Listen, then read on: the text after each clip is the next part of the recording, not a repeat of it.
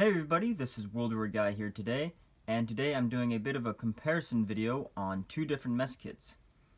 This video is going to help those who are fairly new to collecting German mess kits understand the difference between a World War II time mess kit versus a post-war mess kit. As you can see here, on the right side I have a World War II dated German mess kit, and on the left right here I have a post-war West German / Austrian mess kit. I say West German / Austrian because online I see different places, different websites say that it's West German, others say that it's Austrian. For this video, I'm just going to say it's both. Now, if you go to a antique shop or military show or whatever, eBay, and you come across two mess kits sitting like this, one thing to first look at is honestly the bottom. Just flip them down like that, and hopefully you can already see a bit of a difference. The wartime one has the piece here with no holes in it. It's just a flat surface, and it hooks on really just with friction. So it's a bit bent, so there's friction on there. Like that, it won't open up. While the post-war West German / Austrian one has a hole here, and then on the bottom there's an indent with a little bump in the middle. It's a bit the same as the friction, except this bump normally would kind of be placed in the hole here and it'd be a bit more secure. This one has been used, so this whole indentation part is pretty useless. Personally, I prefer the wartime one because it's a much more simple and it still works the same. So after you looked at the bottom, another way to look is on the sides here.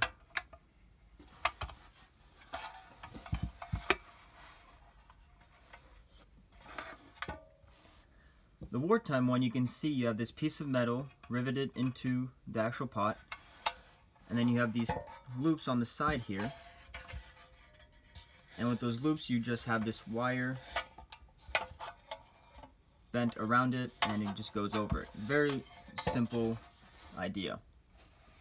While the post-war one, same idea, you have a piece of metal here riveted into the pot, but the wire goes inside this little contraption and it serves as more than just to hold the handle, but there's a bit of a locking system so that, as you can see now, the handle won't move. Just push it down and it moves again. Is this very useful? I'm not sure. I haven't used this enough to notice any difference. But as you can see here, I'll put it a bit closer. There's the difference. Very similar, or very different, as you can see.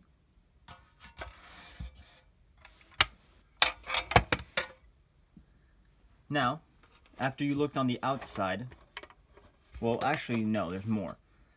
Of course, there's the obvious way of looking to see the difference with dates. On the wartime German, there's two places to look.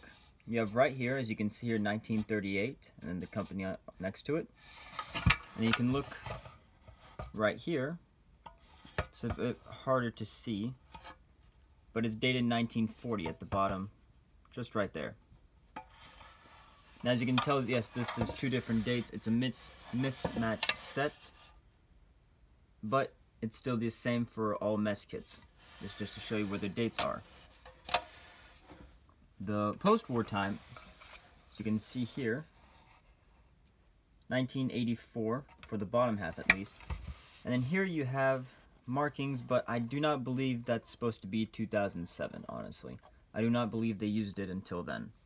But you can still look and you have the markings there, and as you can see, the difference is the size. So that's something else to look at. So after you looked at the outside, you looked at the dates, and you looked at the differences that I showed you, time to look in the inside. Even though by now you might be able to tell if it's a wartime or not.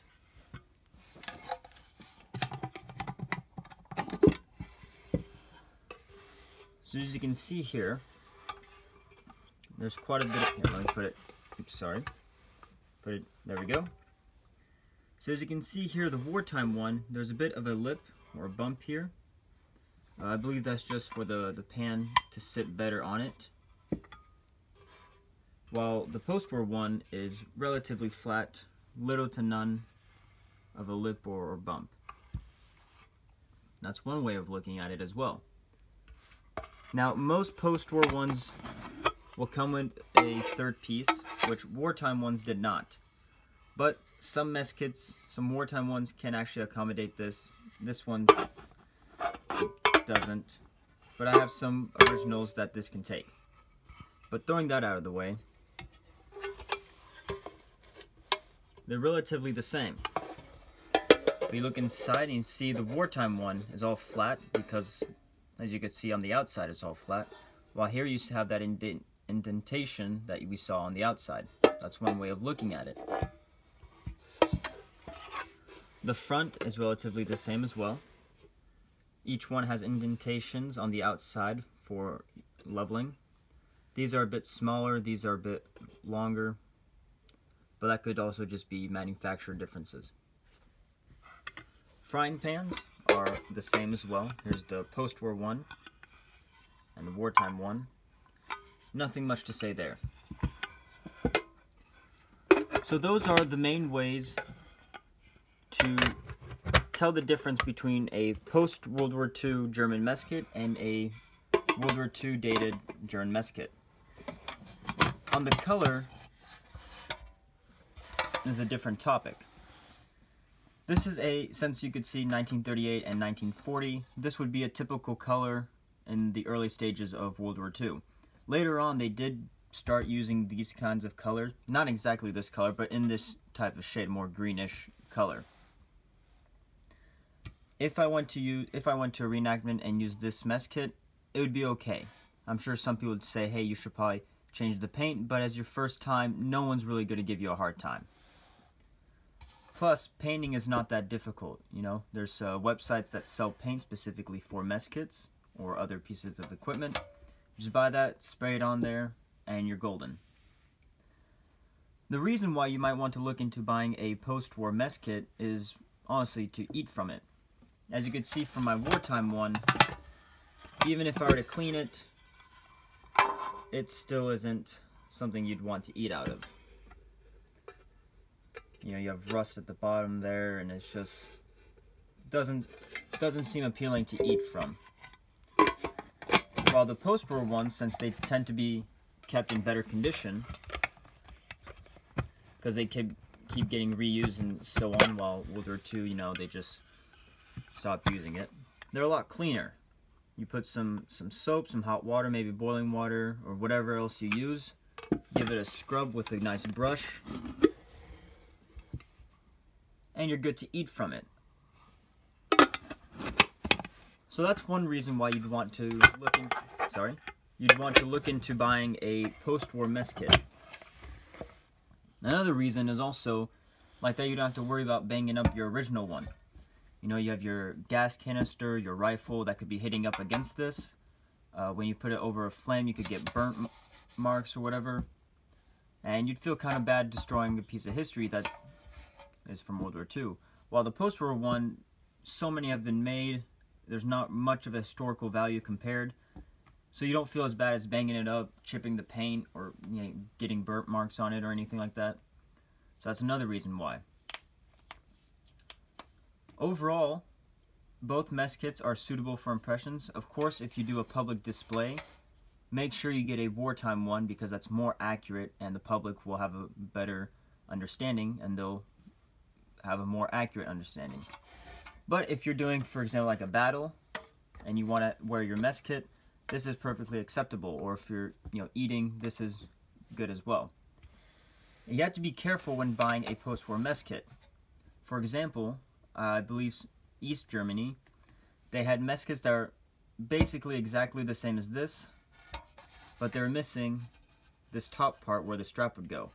That's not correct. All wartime German ones had that part there. I've seen some, I believe it's East German as well, they don't have this part and they don't have this part, so they have no loops for your straps to go in. That's also incorrect.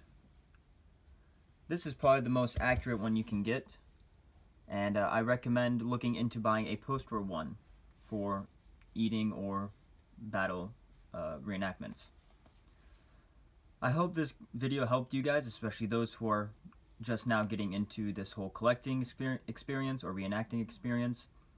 If it did help you, make sure to drop a like. If you want to comment on anything, maybe your opinions on these mess kits, please do.